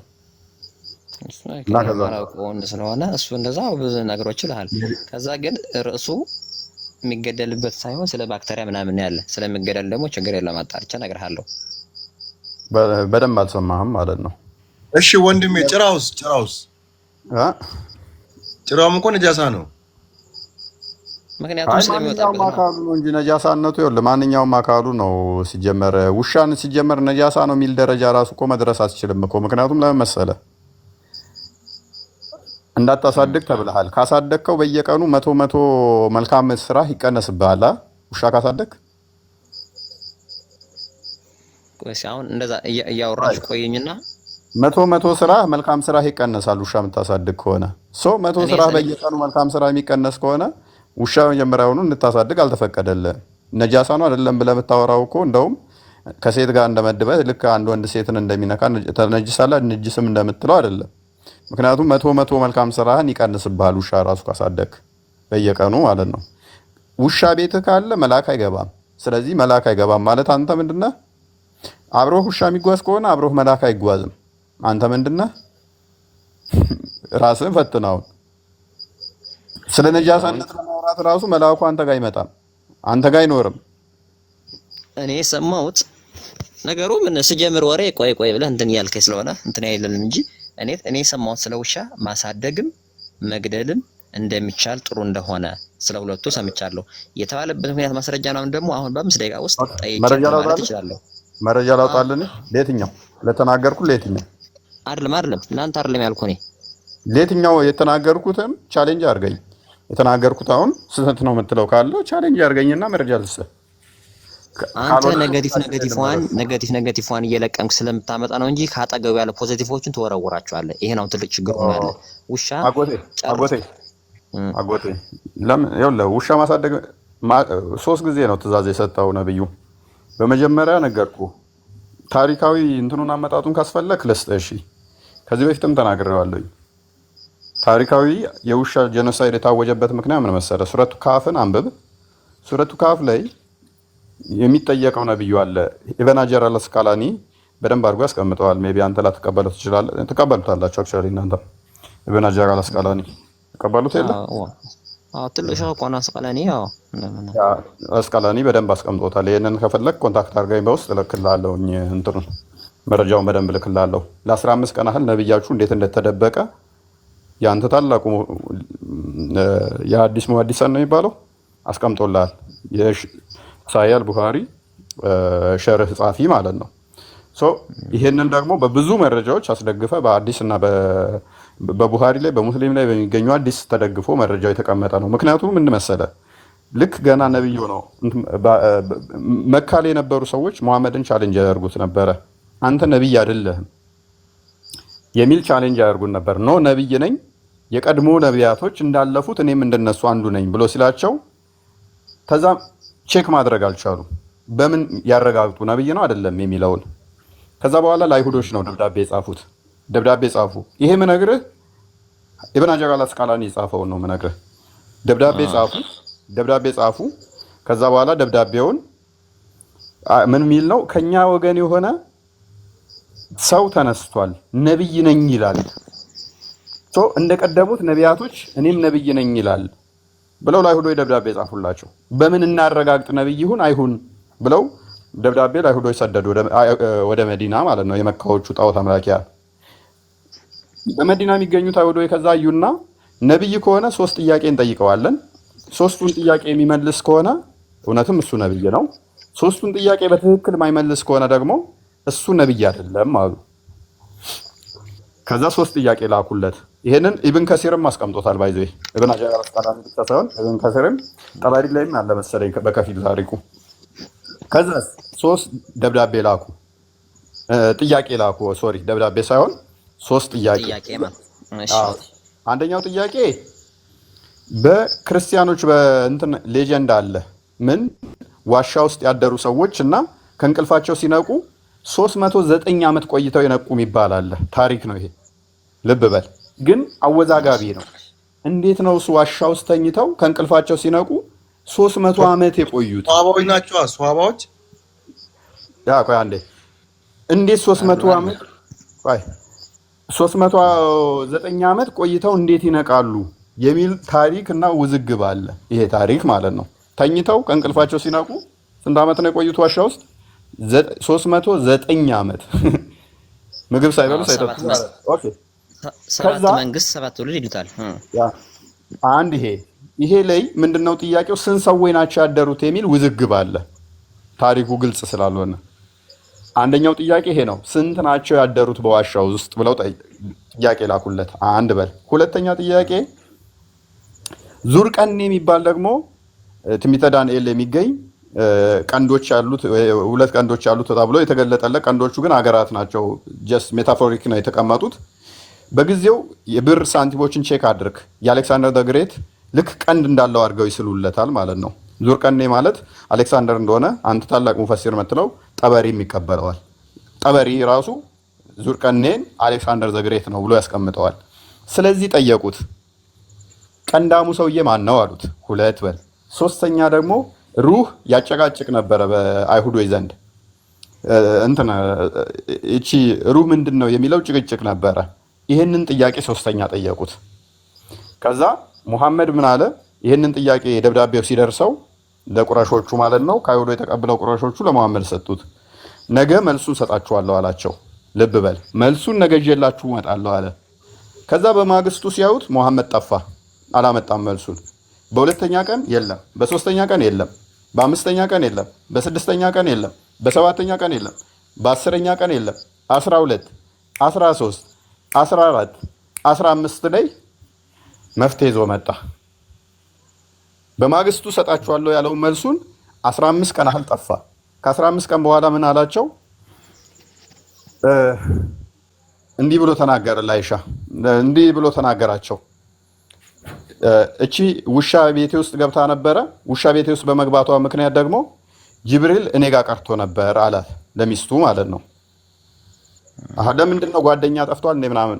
አይ በቃ ጅብሪል ቀርቶብኛል ምናምን መልስ እሰጣለሁ ብዬም ሊመጣልኝ አልቻለም። ጅብሪል መልሱን አላመጣልኝም አለ። ምክንያት ደግሞ አለ ጅብሪልን ውጭ ያገኘሁትና ስጠይቀው በር ላይ እኮ ሁሌም ስጠብቅህ ነበረ እና ቤት ውስጥ ውሻ ስለገባች እኛ ደግሞ መላኢካዎች ምስልና ውሻ ባለበት ቤት ውስጥ ስለማንገባ ለዛ ነው መልሱን ያልሰጠው አለኝ። እኔም ተናድጄበት ነበረ። እንዴት ጓደኛዬ ጅብሪል ለምንድን ነው መልስ ያላመጣልኝ? ይብን እንደዛ የሚለው ሐዲሳቶች አሉ። መልስ ያላመጣልኝ ብዬ እንትን ስል አይ ውሻና ስዕል ባለበት ስለማንገባ ነው ብሎ አለኝ። ከዛ ይሄንን ለአይሁዶች ለእንትኖቹ ቁረሾቹ ለምንድን ነው በማግስት ብለህን ያልሰጠህን ሲሉት ቤቴ ውስጥ ጡጥላ ገብታ ነበር አልጋ ስር፣ በዛ ምክንያት ደግሞ ጅብሪል መልስ አቆይቶብኝ ነው አላቸው። መልካም እንስማማ። መልሱ ምንድን ነው አሉት። ሱራ 18 23 እንክፈትልኝ ዙርቀኔ። መልሱ አንደኛውን ስንት ናቸው በዋሻ ውስጥ ያደሩት ብለው ሲጠይቁት መልሱ ምን ቢሆን ጥሩ ነው? አንዳንዶቹ 3 ነው ይላሉ፣ አንደኛው ውሻቸው ነው ይላሉ። አንዳንዶቹ 5 ነው ይላሉ። ክፈትልኝ 5 ነው ይላሉ። አንደኛው ቁጥር 22 መሰለኝ። በሩቅ ወርዋሪዎች ሆነው በጥርጣሬ 3 ናቸው፣ 4ኛው ውሻቸው ነው ይላሉ። 5 ናቸው፣ 6ኛው ውሻቸው ነው ይላሉ። 7 ናቸው፣ 8ኛው ውሻቸው ነው ይላሉ። ጌታዬ ቁጥራቸውን አዋቂ ነው፣ ጥቂት እንጂ አያውቋቸውም በላቸው። በእነሱም ነገር ግልጽን ክርክር እንጂ አትከራከር፣ በእነሱም ጉዳይ ከነሱ ከመጽሐፉ ሰዎች አንድንም አትጠይቅ ተብያለሁ ብሎ ምላሽ ሰጣቸው። ቁጥሩ ኤግዛክት ስንት ነው ሲባል አንዳንዶቹ 3 ነው ይላሉ፣ አንደኛው ውሻቸው ነው ይላሉ። አንዳንዶቹ 5 ነው፣ አንደኛው ውሻቸው ነው ይላሉ። አንዳንዶቹ 7 ነው፣ አንደኛው ውሻቸው ነው ይላሉ። ከነሱ ጋር ጥቂት እውቀት እንጂ ጌታው ነው የሚያውቀው፣ አትከራከርም ተብያለሁ። ለጥያቄው መልስ የነብይነት መስፈርቱን አንድ ጥያቄ መልስ እንዲህ ብሎ ሰጠ። ወደ 80 ላይ ፔጅ እንትን ወደ ታይ ወረድ 83 ምናምን አካባቢ ሁለተኛው ጥያቄ ዙርቀኔ ስለሆነ ስምህ አንተም ዙርቀኔ ማን ነው ብለው ጠየቁት። ዙርቀኔ ይጠይቁሃል፣ ልብ በል ከዙርቀኔም ይጠይቁሃል። በእናንተ ላይ ከእርሱ ወሬን አነባለሁ በላቸው። እኛ ለነርሱ በምድር ምናምን እያለ ይቀጥልና ዙርቀኔ ሲሄድ ፀሐይ ጮረቃው ስገባ አገኛት። ወደ ፀሐይ መግቢያ በደረሰ ጊዜ ጥቁር ጭቃ ባላት ምንጭ ውስጥ ስትጠልቅ አገኛት። ፀሐይ መጣ፣ ጭቃ ውስጥ ጮረቃው ስገባ አገኛት አላቸው። ዙርቀኔ የሚባለው ፀሐይ መጣ ጮረቃው ስገባ ያገኛት ሰውዬ ነው አላቸው። በጣም አስቂ ማለት ነው። ይሄንን ሙፈሲሮችን ናራዚን ስትመለከታቸው አሳዎቹ ውሃ ውስጥ ያሉት እንደሚበስሉ፣ በምድር ያሉት መጠለያ እንዳጡ፣ ፀሐይዋ መታ እንደምታቃጥላቸው እዛ ቦታ የሚኖሩ ሰዎች ሮጠው ፀሐይ ስትመጣ ዋሻ ውስጥ እንደሚደበቁ፣ ፀሐይዋ ደግሞ ጮረቃ ውስጥ እንደምገባ፣ ልክ ጮረቃው ስገባ ደግሞ ምግባቸውን ለመስራት ወጥተው እንደሚሰሩ፣ ልክ ፀሐይ ስትወጣ ደግሞ ሮጠው እንደሚደበቁ ምናምን ነገር። እንደገና አሳ ማብሰል ከፈለጉ ከውሃ ውስጥ አውጥተው ልክ ፀሐይዋ ስትመጣ ወደ ሰማይ ሲወረውሩ አሳው በስሎ እንደሚወርድ ፀሐይ ስትመጣ፣ ይሄ ነው ዙርቀኔ ብሎ ነገራቸው። ሶስተኛው ጥያቄ ሩህ ምንድን ነው አሉት። 1785ን ክፈተው። ሩህ ምንድን ነው ላሉት ደግሞ ከሩህም ይጠይቁሃል። ሩህ ከጌታ ዘንድ ብቻ ነው በላቸው፣ ጥቂትን እንጂ እውቀት አታውቁም ተብላችኋል የሚል ምላሽ አመጣ። ከሩህም ይጠይቁሃል፣ ሩህ ከጌታዬ ነገር ነው፣ ከእውቀትም ጥቂት እንጂ አልተሰጣችሁም በላቸው። ለሶስቱ ጥያቄ የነብይነት መስፈርቱ በእንደዚህ አይነት ሁኔታ መለሰና በማግስቱ ምን አደረገ? ዘሆል መዲና ላይ የሚገኙት ውሾች እንዲገደሉ አዋጅ አወጀ። ከዛ በኋላ ምን አደረጉ ሰሃባዎቹ? በየኮርነሩ ላይ ቆመንና ይላል ኢክሪማ፣ በየኮርነሩ ላይ ሆነን የሚመጡ ውሾችን ሁሉ እንገል ነበር አለ። ከዛ ተቃውሞ መጣ። አይሁዶቹ ደግሞ ምን አሉ? ውሾቻችንን ለሚያስገድለው በዛ ያሉት ጥያቄ ያቀረቡ። ከዛ ወዲያ ምን አደረገ? ቀየረ ሐሳቡን። ሌላ መገለጥ መጣልኝ አለና በፊት ዘሆል ውሾች እንዲገደሉ ነበር ትእዛዝ የሰጠው። ቀየረና ሐሳቡን ምን አለ? ጥቁር ውሾችን በሞላ ግደሉ ብሎ ትእዛዝ አመጣ። ከዛ ዘሆል ጥቁር ውሾች መገደል ጀመሩ። ሁለተኛ ትእዛዝ ማለት ነው። ሌሎቹ ተተውና ጥቁር ውሾች ብቻ እንዲገደሉ ሆነ። ከዛ አሁንም ተቃውሞ መጣ። ውሾቻችንን ለምን ነው የሚገሉት የሚል። ከዛ ምን አለ እንደገና ደግሞ ጥቁር ውሾች አይናቸው ላይ ስፖት ያለባቸውን እነሱን ግደሉ፣ እነሱ ሴጣን ናቸው ብሎ ሶስተኛ ደግሞ ሌላ እንትን አመጣ፣ መገለጥ አመጣ። ከዛ ይህም ተቃውሞ ሲመጣበት እንደገና ምን አመጣ? የጥበቃ ለሚውሉ አዳኝ ውሾች ተውላቸው፣ እነሱን አትግደሏቸው፣ ሌሎቹ ጥቁር ውሾች ስፖት ያላቸው ሴጣን ናቸው፣ ግደሏቸው አለ። ይሄንን ታሪኩ ይሄን ይመስላል። እሺ አሁን የሶስቱም ጥያቄ መልሱን አሁን እንኳን ባስረዳህ መንገድ ያረዳድ ግንዛቤ ከኔና ካንተ እንደሚለያይ ታውቃለህ።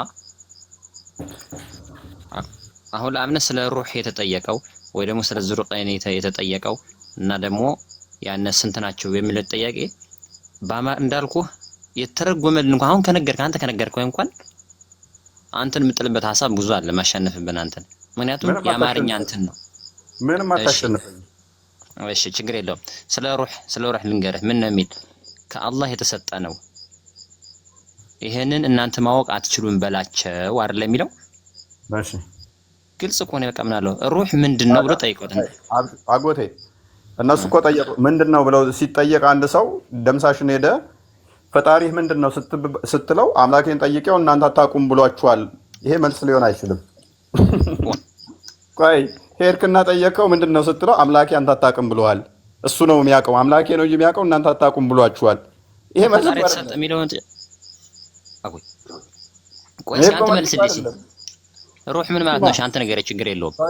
ይኸውልህ ተናጋሪው አላህ እኮ ነው። አላህ ራሱ እኮ ነው አላህ እንደማያውቁ እንትን እያለ ያለው አይደለ? መልስ መሆን ያለበት ምንድነው? እንዲህ ብሎ ዲፋይን ማድረግ ነው እንጂ ተነገረ እኮ ዲፋይን ተደረገ እኮ። ይሄ እኮ አዳም ሄደ ደምሳሽን የሆነ ጥያቄ ጠየቅከው። ደምሳሽን ስትጠይቀው አይ ለተጠየቀው ጥያቄ ስትጠይቀው አይ አምላኬ ነው እንጂ የሚያውቀው እናንተ አታውቁም የሚል እዞ መልስ መምጣት መልስ ከሆነ የትኛውም ሃይማኖት ጋር ሂድ፣ ሁሉም ሃይማኖት ትክክል ይሆናሉ። ምንም ነገር ጠይቃቸው፣ የጠየካቸው ምን ብለው ይመልሱልሃል? አምላካችን ነው እንጂ የሚያውቀው አንተ አታውቅም ይሉሃል። አለቀ። ቁጥራቸው ስንት ነው አሉት። አንዳንዶቹ 3 ነው ይላሉ፣ አንደኛው 4 ውሻ ነው። አንዳንዶቹ 5 ነው ይላሉ፣ አንደኛው ውሻቸው ነው። አንዳንዶቹ 7 ነው ይላሉ፣ አንደኛው ውሻቸው ነው። አዋቂው አላህ እንጂ እናንተ አታውቁም በላቸው። ይሄ መልስ አይሆንም። ስንት ነው ብለው ነው ኤግዛክት ቁጥር የጠየቁት። እሺ ቆይ ችግር የለም። መጀመሪያ ከሩሁን ጨርስ። ይሄ ሁሉ ዙሪያ ጥምጥም ከመሄድ ቁጥራቸው ምን ማለት ነው ይሄን ያህል ናቸው ብሎ መጨረስ ይችል ነበር አላህ። ግን የሚፈልገው ነገር ካለውስ አሁን ቁጥር ግልጽ አድርጎ መመለስ እኮ ይችላል የፈጣሪ የሚያደርግ። ግን የሆነ ሌላ ታርጌት ካለውስ? ሰዎች እኮ ቻሌንጅ እያደረጉ ያሉት እኮ ይሄ አካል ነብይ ነው አይደለም፣ በመልሱ እናውቃለን ብለው ነው። እሱማ እናውቃለን። አሁን እኮ በቃ ትክክል መልስ እኮ የተመለሰ ይሄ እንደዚህ ይላሉ። ይሄ ነገር ግን ማያስፈልግ ከሆነ እናንተ ይሁን በቃ ትክክል ይሁን። ምክንያቱም የሰዎቹን መልስ ነው የሰጣቸው እኮ የሰዎቹን ውዝግብ ነው መልሶ አላህ ራሱ ውዝግብ ውስጥ ሆኖ አንዳንዶቹ 7 ነው ይላሉ። ኦኬ እናንተው 7 ነው የሚሉ አሉ። ኦኬ አንደኛው ውሻችሁ ነው ትላላችሁ፣ ትክክል። አንዳንዶቹ ደግሞ 3 ነው ትላላችሁ፣ አንደኛው ውሻችሁ ነው ትላላችሁ። እሺ አንዳንዶቹ ደግሞ 5 ነው ትላላችሁ፣ አንደኛው ውሻቸው ነው ትላላችሁ። እሺ እኔ ነኝ የማውቀው።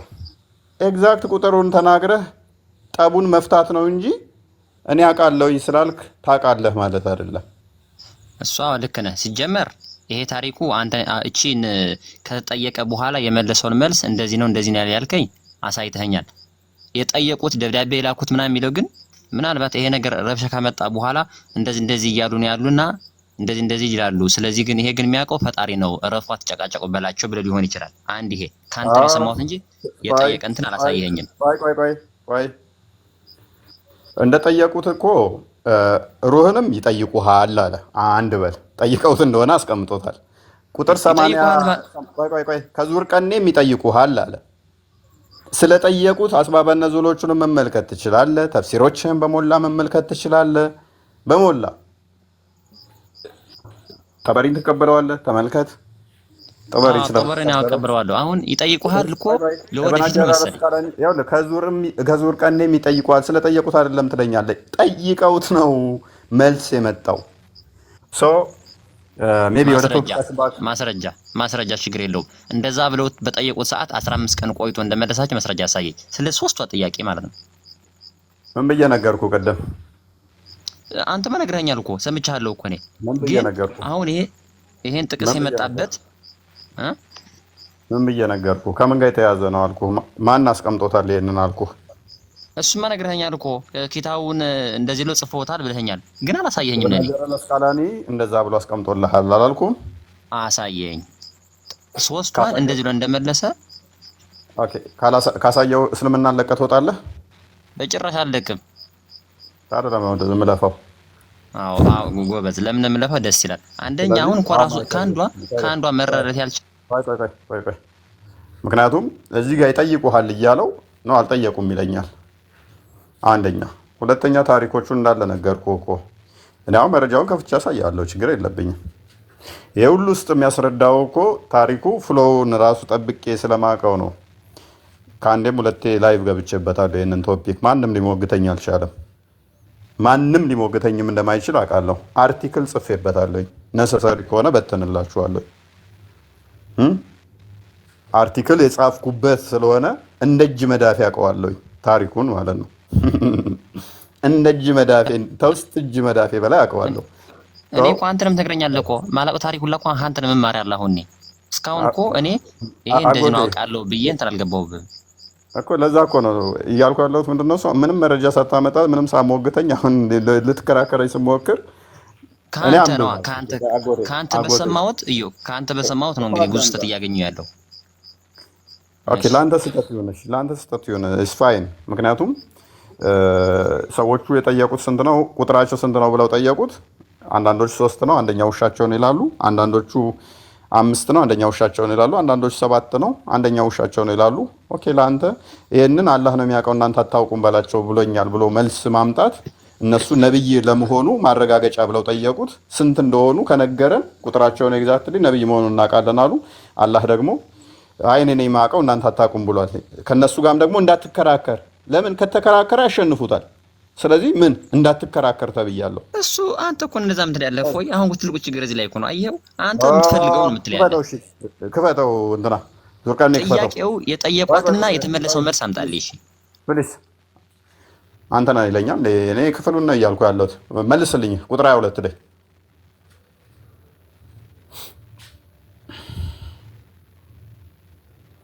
ልብ በሉ። ኦኬ በሩቅ ወርዋሪዎች ሆነው በጥርጣሬ 3 ናቸው፣ 4ኛው ውሻቸው ነው ይላሉ። 5 ናቸው፣ 6ኛቸው ውሻቸው ነው ይላሉ ማለት አስቀድመው ስላሉ ነው። አስቀድመው እንደዚህ ስላሉ ነው። እነዚህ አይነት ቻሌንጅ ስለመጣበን ነው። ቻሌንጅ ስለገጠመው ነው። 5 ናቸው፣ 6ኛው ውሻቸው ነው ይላሉ። 7 ናቸው፣ 8ኛቸው ውሻቸው ነው ይላሉ። ጌታዬ ቁጥራቸውን አዋቂ ነው፣ ጥቂት ሰው እንጂ አያውቋቸውም በላቸው። በእነሱ ነገር ግልጽን ክርክር እንጂ አትከራከር። ተከራከር ነው የሚለው። በእነርሱ ነገርን ግልጽን ክርክር እንጂ ጠልቀህ አትከራከር። ከነርሱም በእነሱም ጉዳይ ከነሱ ከመጽሐፉ ሰዎች የመጽሐፉ ሰዎች ማናቸው? አይሁዶችና ክርስቲያኖች። አንድንም አትጠይቅ። ዘጋው። አሁን ምንም የማይጠይቃቸው ከሆነ እንዳትከራከር ታዝዣለሁ ካለ ለጠየቁት ጥያቄ በቃ ዘጋው። መልሱን አላህ ነው የሚያውቀው። አንዳንዶቻችሁ 3 ነው ትላለህ፣ አንዳንዶቹ 7፣ አንዳንዶቹ 5። አላህ ነው የሚያውቀው። አትከራከር ተብያለሁ። ከእናንተ ጋር ምንም አልጠይቃችሁም። እንዴ ዘጋው እኮ በቃ አለቀ። ፔሬድ። ወደ ቶፒካችን ባክ እናድርግ። አክቹዋሊ ይህንን ነሰሰሪ ከሆነ እንደዚህ አይነት ጉዳይ ከፈለግ ሜይ ቢ አርቲክል ስለጻፍኩበት ሰጥሃለሁ፣ ታነበዋለህ። ቶፒካችንን ሽፍት አድርገን ስለዚህ ገባን። እኔ በዚህ ወራቶች ውስጥ ስለ አላህ ብቻ ነበር ማውራት የምፈልገው።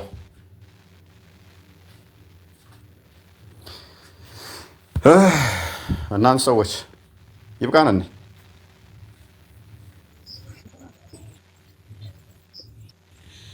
አሪፍ መልኩ እስኪ ተቀበል። አንድ ሁለት ሰው ደከመኝ በቃ እንደውም ልተኛ። መተኛትም ጥሩ ነው። እናንተ ሰዎች አብዱል ፈተና አጎቴ ወየ ይኸውልህ ሙከረምን አስገብቼልሃለሁ። ስለ አላህ አውሩ፣ ስለ ደመናው። እንዴ ሙከረም የማይጎትተናል እንዳይስብህ።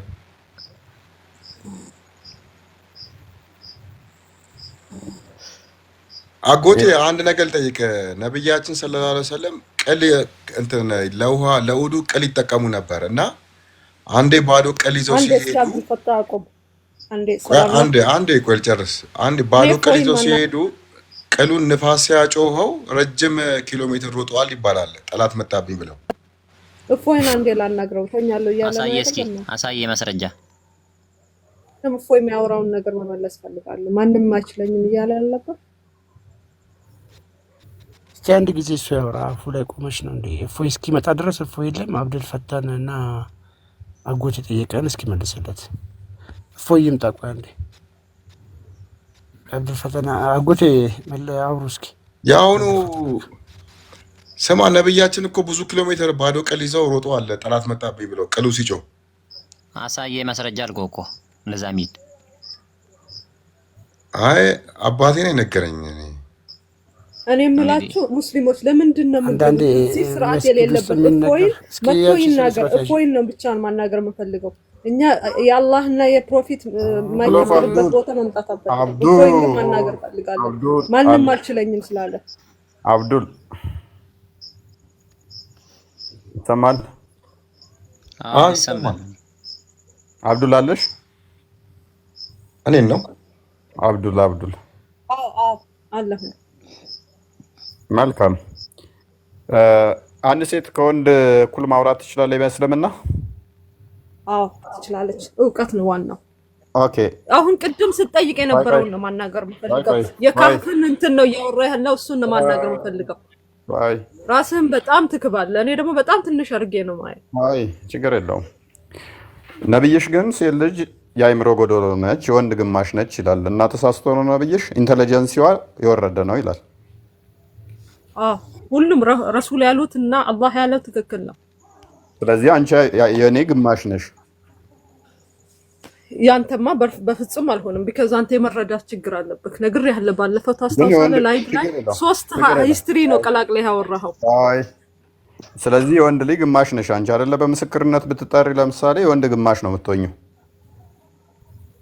ያው እኛ እንግዲህ ሊሆን ይችላል። ረሱል ያሉት እንትን አይደለም አለ። ረሱል ያሉት እንትን አይደለም ኖ ምክንያቱም አዲሱ ትክክል ከሆነ በምንም አልጋጭም። እለፍና የቅድሙ የካህፍን ሰዎች ነው ማናገር የምፈልገው። አይ ነብይሽም አላህም ነው ያሉት ሴት ልጅ አእምሮ ጎደሎ ነች፣ ሴት ልጅ ኢንተለጀንሲዋ የወረደ ነው፣ የወንድ ግማሽ። አዲሱን አምጣ፣ ምስክሩን አምጣ ያለውን ይኸው the prophet said isn't the witness of a woman equal to half of that of a man? የሴት ልጅ ምስክርነት የወንድ ግማሽ አይደለምን ብሎ ጠየቃቸው። ነው ያ ስለዚህ አንቺ የወንድ ግማሽ ነሽ አይደለ? ሴቶቹ እንዲህ ብለው መለሱ። ሴቶቹ እንደዚህ መለሱ። ቀጣይ ትመልሻለሽ አንቺም።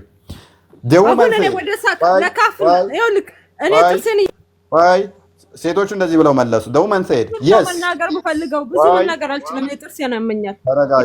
ተረጋጊ። ምን ብለው መለሱ ሴቶቹ? እንዲህ ብለው መለሱ። ደውመን ሰይድ yes የቅድሙን ነው መመለስ የምፈልገው። ሰለሞን አብዱዬ ተረጋጊ። አብዱሊት ተረጋጊ። ምን ብለው መለሱ? አዎ እኛ የአእምሮ ጎዶሎ ነን። he said እሱም እንዲህ አለ this is because of the deficiency of women's mind ይህም ሴቶቹ የአእምሮ ጉድለት ስላለባቸው ነው። አብዱሊት የአእምሮ ጎዶሎ ነሽ አይደለሽም? አይ ይኸውልህ እኔ መመለስ የምፈልገው ስለዚህ ስላልሆነ የካህፍን ቅድም ብትለውን ነው መመለስ የምፈልገው። እሱን እየጠየቅ ነበር። እኔ ያስረዳሃለሁ። ቢኮዝ አንተ ሁለት ችግር አለብህ። አንድ የመረዳት ችግር አለብህ፣ ሁለተኛ ደግሞ ከሮንግ ቦታ ማምጣት ችግር አለብህ። እሱን ላብራራልህ፣ እኔ ላስረዳህ። ስኩል ኦፍ አብዱል ይሄንን መልሽና የፈለግሽውን ታብራሪልናለሽ። የአእምሮ ጉድለት አለብሽ የለብሽም? እኔ እሱን እየጠየቅኩ አይደለም የምመልሰው ያኛውን ነው። ማንንም ተከራክር ያለ ማንንም እኔን እንትን ሊለኝ አልቻልክም አይደል? አሳያለሁ እንዴት እንደሆነ። አብዱሊት በነብዩዋ ንግግር ታፍራለች፣ ትሸማቀቃለች። ለምን ትሸማቀቃለህ? I'm so proud of Prophet Muhammad ከእናቴ ከአባቴ ከራሴ ነፍስ። እስቲ ቼክ እናድርጋ። ፕራውድ የምታደርጊበት ከሆነ እኔ መልሱን ከቁርአን ላይ ቅድም ያልከውን። ተረጋጊ፣ አትጩሂ። እንሰማሻለን። ጆሮአችን አይደንቁር። ረጋ በይ። ውሃ ጠጪ እህታችን። እኔ የወንድ ግማሽ ነኝ። የአእምሮ ጥርሴን ያመኛል። ይኸውልህ እኔ እህታችን እንዳትረግሚኝ ደግሞ የሴቶች ሴት ስለሆንኩ የአእምሮ ጉድለት አለብኝ፣ ዘገምተኛ ነኝ በይን እስቲ አንዴ። ለምን እላለሁ? ነብይሽ ግን ስላለ ከአንተ በሚሊዮን እጥፍ እሻላለሁ። አልሐምዱሊላህ ነብይሽ ስላለ ነብይሽን ታፍሪበታለሽ? በጣም እኮራበታለሁ። ከኮራሽበት እኔ ለሱ ልመልስልህ አይደለም። ከኮራሽበት እንዲህ ነን ብዬ እንድተነትንልህ እኔ ጥርሴን ያመኛል። ብዙ ማውራት አልችልም። እሱን አንድ ቃል ብቻ ነው። ጌታሚት አቲ ነማሞር ሙሪ ረኮ ቀብድ ስትሜ ጅራኒ ተስገባይ ማሊፍ ወጅታሬ ተስገባይ ያ አስሪ ብትባሪ ካምበን ሲኝር ዋይ አንከፍትም። የአእምሮ ዘገምተኛ ወይንም ደግሞ ጉድለት አለብህ ብለሽ ነገት ረቢ ሲያቀጀልሽ ሰምቴካን ስኩል ኦፍ አብዱል ተረጋጊ። በነብይሽ ንግግርማ አትፈሪ። ያ መልካም ባላዋ መቷት ነው መሰለኝ ጥርሷን ያማት ባሏ በቦክስ መቷት መሰለኝ ደርሷል። አሁን ይወልክ ምንም አይጠቅም። ምን ያደርጋል አሁን እንደዚህ ነገር ይፈዝም ብለው ወደ እንትን ማትገባ እኮ አጎቴ። ምክንያቱም ሴት ነች። ሴት የሙስሊም ሴት ደግሞ የአይመሮ ጎዶሎ ነች። ተወንድ ጋር ለመሆን ሁለት መሆን አለባት አይደለ? አይደለም። ሐዲሱን አንብበው። አረበኛ አምጥልህ። አረበኛ ሐዲስ እንግሊዝኛ ተው አንተ ነገርኩህ እኮ ተርጓሚ ብዙ አለ። ያ አረብኛ ነው አጎታችን እንደው የሚተርጉምልን ጋር አንብበው። حدث ابن أبي مريم أخبرنا محمد ابن جعفر قال أخبرني سيد عن عبد الله عن ابن ثمر أحمر رضي الله عنها النبي صلى الله عليه وسلم قال النساء شهدوا المرات مثل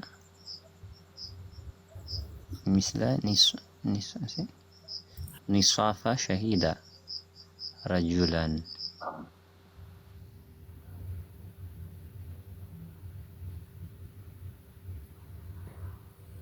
منو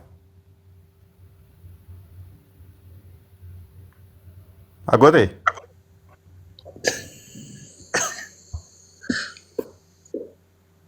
አጎቴ አንተ ወንድ ነህ፣ ችግር የለውም ተርጉም። አይዞ አንተን አይመለከትም። የሙስሊም ሴትን ነው የተባለው። አንተ ወንድ ነህ፣ ችግር የለውም ተርጉሙ።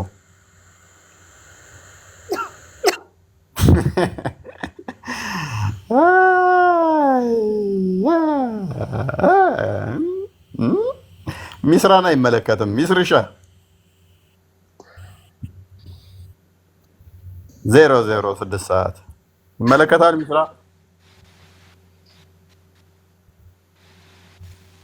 ዋጥን ያረጋት እንደምንም አለ ያጋጥማል። እኔ የምልህ በዚሁ አጋጣሚ እፎይ እንትን አብዱል ሰላማ መሐመድን የጠየቀውስ እነዛ ሶስቱ ጥያቄዎች እነሱ ፌል አድርጓል። እዛ ከነብዩ ውጪ አያውቁም ብሎ መልሷል ተብሏል። ግን ላይክ የመለሳቸው መልሶች ራሱ ሴንስ ያደርጋል። ገብቼበት ነበር። ምላሻቸው እሱ ራሱ የሞተ ነው፣ ያው ተበልተውበታል።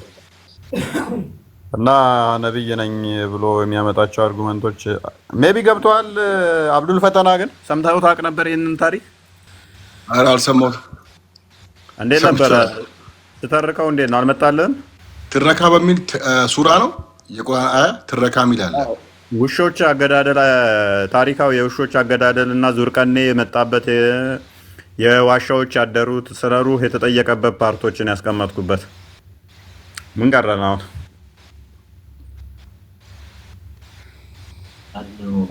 እንደዚህ ነው።